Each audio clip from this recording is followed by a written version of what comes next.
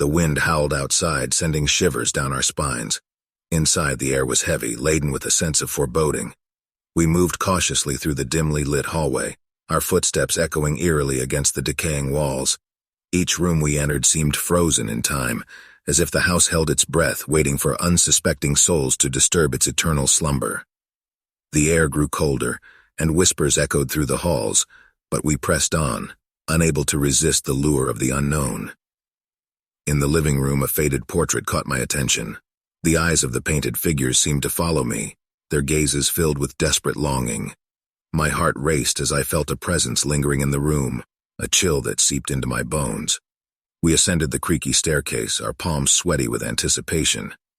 The upstairs hallway was shrouded in darkness, broken only by the occasional flicker of a dying light bulb. The floorboards groaned beneath our weight as we stepped cautiously, afraid of awakening the spirits that resided within, and we entered the room. It was a child's bedroom, filled with broken toys and torn picture books. A sense of sadness hung heavy in the air. As we surveyed the room, the door slammed shut behind us, trapping us inside. Panic filled the room as we frantically pushed against the door, but it remained resolute, refusing to yield. A high-pitched laughter filled the room, echoing in our ears. Suddenly, the toys began to move independently, their broken limbs twitching and jerking unnaturally. Dolls turned their heads, their glassy eyes locking onto us.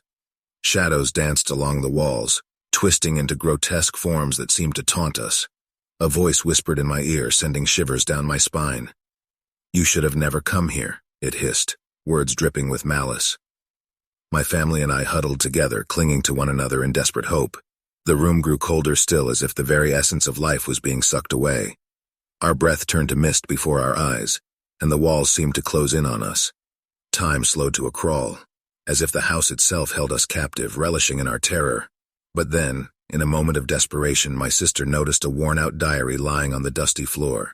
She picked it up, flipping through its yellowed pages. The diary belonged to a little girl who had once lived in this very room. As she read aloud, the tormented soul of the little girl became apparent. She had been trapped in the house for eternity, her innocent spirit unable to move on. We learned of her tragic fate, her life cut short by a cruel twist of fate. With newfound empathy, we reached out to the spirit of the little girl, offering solace and understanding. The laughter ceased, and the room grew still. The door swung open, releasing us from its sinister grasp. We fled from the haunted house, our hearts pounding with a mix of relief and awe. The spirits had been appeased, finding solace in our willingness to listen and understand. We vowed never to forget the haunted house and the lost souls that resided within its walls.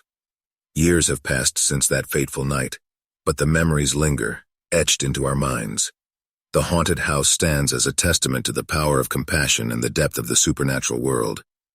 And though we have moved on, a part of us will forever remain within those haunted walls.